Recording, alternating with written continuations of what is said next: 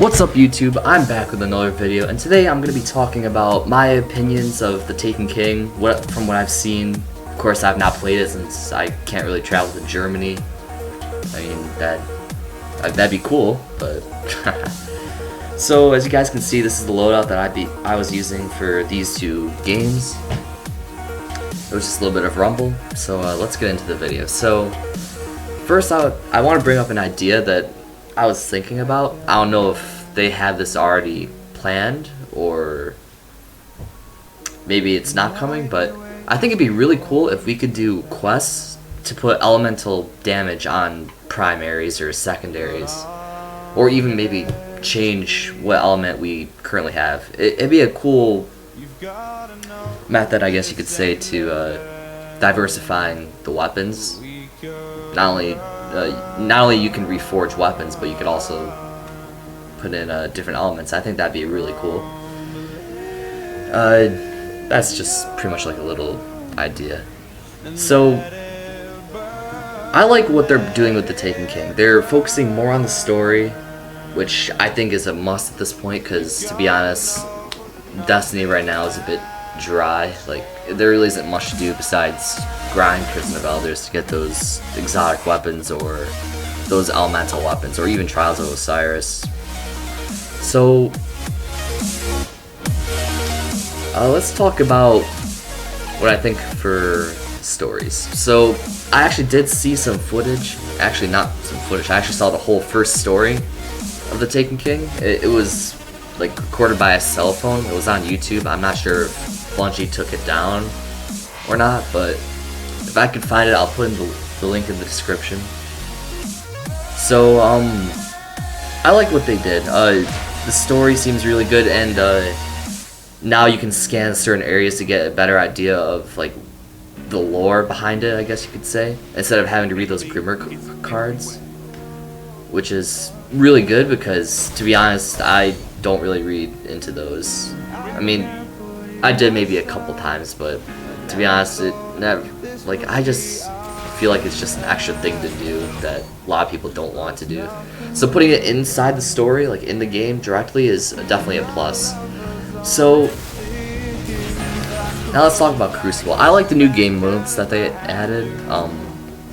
The Mayhem idea, where all of your abilities recharge really fast. I think that's going to be great. It'll be really chaotic, but it's going to be fun just using your super constantly. And the new subclasses, I think, is a great idea, especially how you have to do certain quests just to unlock those.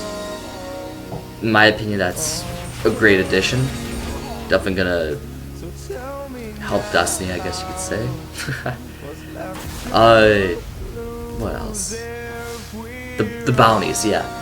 They're adding a bunch of new bounties, not only for Vanguard and all that stuff, but for Crucible and factions, like Future War Call or Dead Orbit. That's gonna be great, because then it'll be easier to like level up because of the I'm just not very good with these commentaries. You guys gotta bear with me. But what I'm trying to get at is the way you can pledge your allegiance to different factions. Instead of having to wear that Warlock Bond or Hunter Cloak, you can just pledge your allegiance. I'm not exactly sure how, but you're no longer required to wear a cloak or any class item, basically. Yeah. Don't you guys love my Aqua commentaries? Because I definitely do not. So let's talk about, oh yeah, the different Crucible bounties.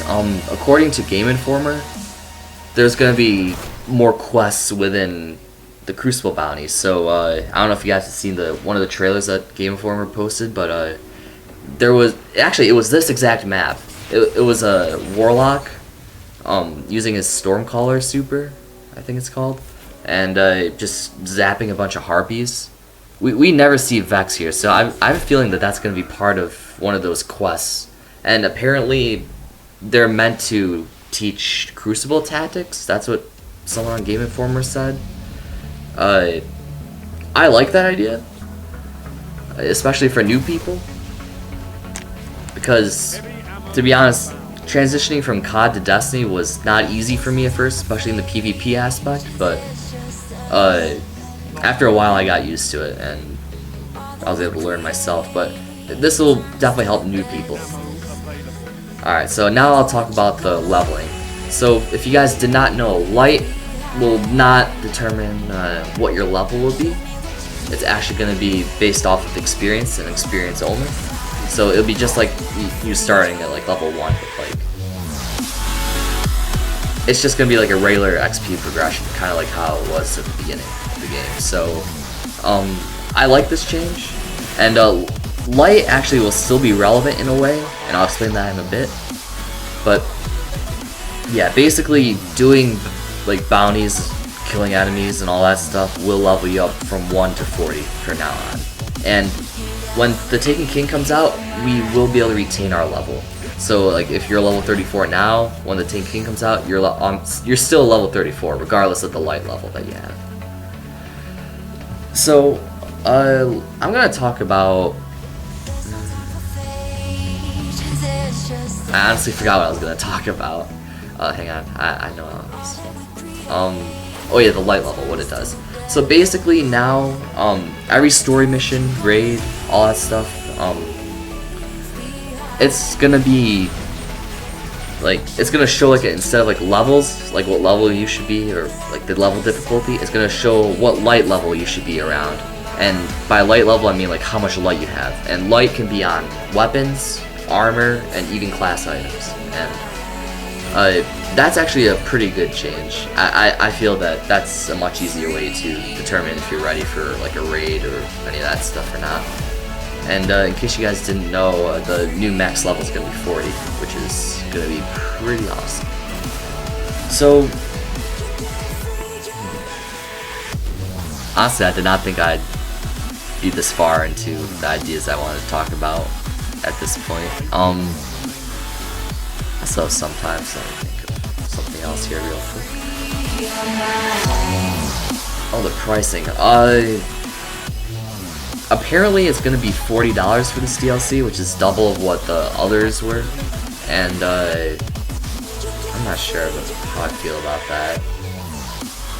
I mean, I guess it kind of makes sense because it's double the content, but you know, I mean, we'll just have to wait and see. Like, I know they're going to be doing some live stream reveals for the Taken King, just like how they did with House of Wolves, so we'll wait and see for that. That's going to pretty much do it. There isn't, like, I don't know, it's probably like 15 seconds left in this game. So, hope you guys enjoyed the video. If you guys have any idea of what you'd like to see for a commentary in the future, let me know in the comment section, and see you guys in the next one. Heavy ammo available.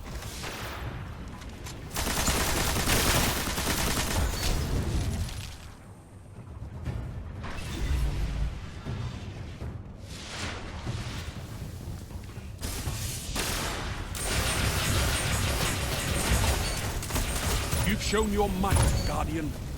Well fought.